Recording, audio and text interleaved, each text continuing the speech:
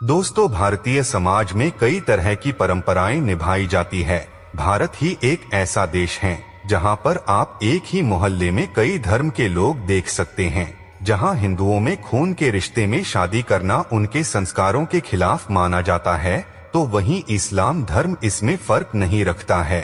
हालांकि भले ही दोनों के फर्क खून के रिश्ते में शादी के लिए अलग अलग हो, लेकिन विज्ञान की सोच दोनों के विपरीत है। हिंदू समाज के तहत खून के रिश्ते में शादी पाप मानी जाती है। हिंदू धर्म में शादी करने से पहले दोनों परिवार के गोत्र का खास ख्याल रखा जाता है और गोत्र के साथ साथ हिंदू धर्म में दूर दूर तक सगे रिश्ते में शादी नहीं करने की परंपरा निभाई जाती है, जिसके मुताबिक किसी भी लड़के या लड़की की शादी हिंदू धर्म के दूसरे गोत्र में ही होनी चाहिए। वही इस्लाम धर्म खून के रिश्ते में शादी करने में संकोच नहीं करता है। हालांकि खून का रिश्ता पूरी तरह से सगा नहीं होना चाहिए। इस धर्म के मुताबिक कोई भी लड़का या लड़की अपने सगे और चचेरे भाई बहनों के अलावा किसी भी रिश्ते में शादी कर सकती है। अपने धर्म के मुताबिक वो ममेरे रिश्ते यानी बुआ के बच्चे या मामा के बच्चे से निकाह कर सकते हैं। दोस्तों, विश्व भर में एक विज्ञान ही है जिसके सामने हर तरह की बहस, परंपराओं और मान्यताओं को घुटने टिकाने पड़ते हैं।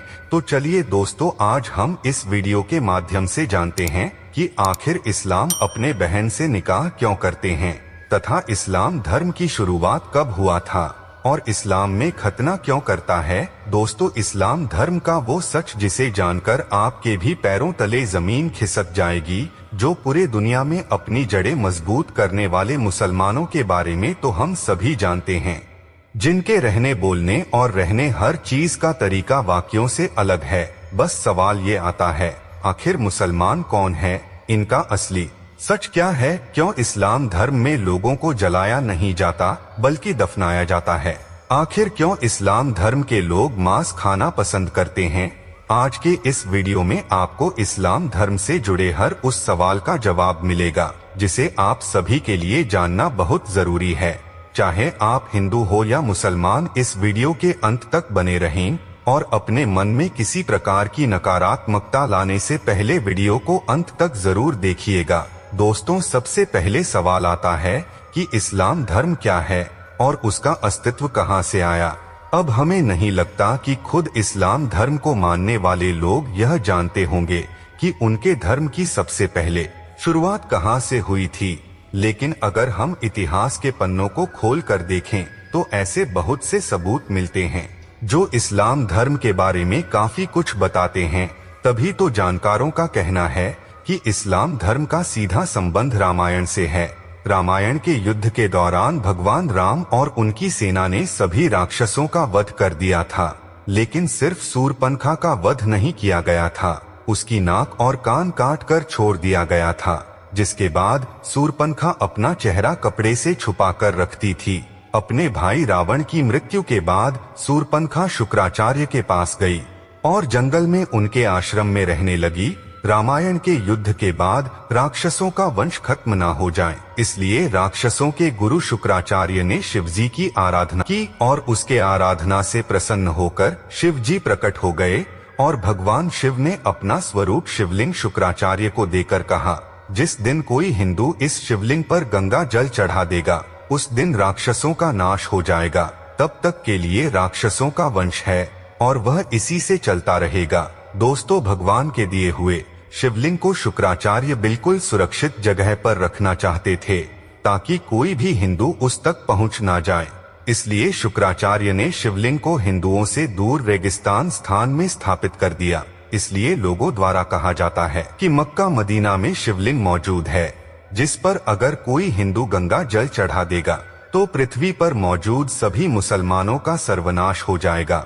लेकिन इन बातों को बेहुदा और बकवास बताते हैं। उनका कहना है कि ऐसा कुछ भी नहीं है, परंतु अगर हम पौराणिक कथाओं की माने तो यह वही शिवलिंग है जिसे शुक्राचार्य ने हिंदुओं से बचाए रखने के लिए रेगिस्तान में छुपाया था और इसी कारण कोई भी हिंदू मक्का मदीना के अंदर प्रवेश नहीं कर सकता, क्योंकि अगर किसी हिंदू ने अंदर मौजूद शिवलिंग पर गंगाजल डाल दिया तो शूर्पणखा के वंशजों की अंतिम घड़ी आ जाएगी। अब कई लोगों को यह बात बकवास लग रही होगी और हम अगर कड़ियों को जोड़कर देखें तो उस समय शूर्पणखा अपना चेहरा ढक कर रखती थी और वह परंपरा आज भी उसके वंशज निभा रहे हैं। आज भी इस्लाम धर्म को मानने वाली महिलाएं अपना चेहरा ढक कर रखती हैं। तभी तो इस दुनिया में एक बहुत बड़ी संख्या में लोग मुसलमान को शूर्पणखा का वंशज कहते हैं। अगर गौर किया जाए तो राक्षस गुरु शुक्राचार्य ने उन्हें वरदान दिया था। इसी कारण मुसलमान खास तौर पर शुक्रवार के दिन को कुछ ज्यादा ही महत्व देते हैं। अगर यह सारी बातें सुनने में आप सोच रहे हैं कि इस्लाम धर्म पैदा कैसे हुआ, तो जनाब सबसे पहले तो हम आपको यह बता दें कि इस्लाम कोई धर्म नहीं बल्कि एक मजहब का दिनचर्या है। यहाँ पर मजहब का मतलब होता है अपने कबीले के करों को बढ़ाते चले जाना है, यानी कि अपने कबीले में रहने वाले लोगों की संख्या को बढ़ाते रहना। और यह चीज इस्लाम धर्म को मानने वाले लोग बहुत भी कर रहे हैं। तभी तो चाहे बच्चा पैदा करके या फिर जबरन धर्म परिवर्तन कराकर लगातार मुसलमानों की संख्या बढ़ती जा रही है। दोस्तों, अब सबसे अहम सवाल आता है कि मुसलमान भाई बहन में शादी क्यों करते हैं। तो दोस्तों, यह लोग एक कबीले के खाना बदोश होते थे, इसीलिए आपस में भाई बहन का ही निकाह हो जाता था। इसलिए उन्हें शादी करने के लिए कहीं दूर रिश्ता ढूंढने की जरूरत नहीं थी। पर वह लोग शादी करने से पहले इस बात का जरूर ध्यान रखते थे कि जिसके साथ वह शादी कर रहे हैं उसका सगा भाई या बहन ना हो। अगर कोई चाचा, मामा, मौसी वगैरह का लड़का लड़की है तो उसके साथ यह लोग आराम से शादी कर अपना घर बसा सकते हैं। बस शर्त यह है कि जिस शख्स की इस्लाम धर्म में शादी होती है उसके घर में अपनी माँ की कोख से ना हुआ हो। अब सवाल आता है कि आखिर मुसलमानों में खतना क्यों किया जाता है। दोस्तों, यह तो आप सभी जानते होंगे कि मुसलमानों में खतना किया जाता है, लेकिन इसके पीछे भी एक लॉजिक है। अरब देशों में पानी की बहुत ज्यादा कमी देखने को मिलती है। इसमें लिंग आनी मूत्र मार्ग को साफ करने में पानी खराब ना हो और हाइजीन भी बना रहे, इसलिए ये लोग खतना करवाते हैं, जिससे प्राइवेट पार्ट के आगे वाले हिस्से को काट दिया जाता है और यह अभी तक चलती आ रही है। दोस्तों, अब सवाल आता है कि आखिर इस्लाम धर्म के लोगों को जलाने के बजाय दफना क्यों दिया जाता है। दोस्तों, यह बात तो आप सभी जानते होंगे कि इस्लाम धर्म की स्थापना करने वाले मोहम्मद अरब के रहने वाले थे और अरब के देशों में सिर्फ और सिर्फ रेगिस्तान पाए जाते हैं। अरब में जंगल तो छोड़िए, पेड़ पौधे और हरियाली दूर दूर तक दिखाई नहीं देती। इक्का दुक्का ही पेड़ पौधे रेगिस्तानी इलाकों में नजर आते हैं। यही कारण है कि वहाँ पर जब लोग मरते हैं तो उन्हें जलाने के बजाय जमीन में दफना दिया जाता है, क्योंकि जलाने के लिए लकड़ियाँ नहीं होती। और यह चीज सालों से मुसलमान करते आ रहे हैं और अब उन्होंने इस चीज को अपनी परंपरा समझ ली है। इतना ही नहीं, रेगिस्तानी इलाकों में हरियाली तो होती नहीं है, इसी वजह से वहाँ पर हरा रंग देखकर इंसान चला जाता है, जो कि सूचक का काम करता है। इसलिए हरे रंग को इस्लाम धर्म में इतनी ज्यादा मान्यता दी गई है। और अगर सवाल करें कि मुसलमान सर पर टोपी क्यों पहनते हैं, तो दोस्तों, अरब के देशों में पड़ने वाली भयानक गर्मी के बारे में तो आपको पता ही होगा, जिसकी वजह से वहाँ के लोगों को तेज धूप में रेगिस्तान में सफर करना पड़ता है।